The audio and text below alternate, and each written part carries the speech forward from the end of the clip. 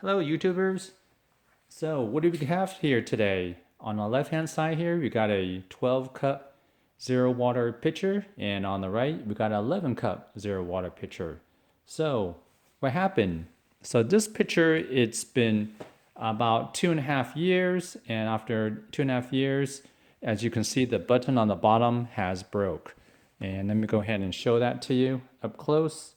And as you can see, the button broke from the pressure inside. So this is the second one picture that I have, about 2.5 years. So total about 5 years that Zero Water has not fixed the problem yet. So I did contact customer service, and they gracefully gave me a 11 cup that has a brand new one that has a really nice design here, stainless steel, but it has no button. So it's pretty good product here.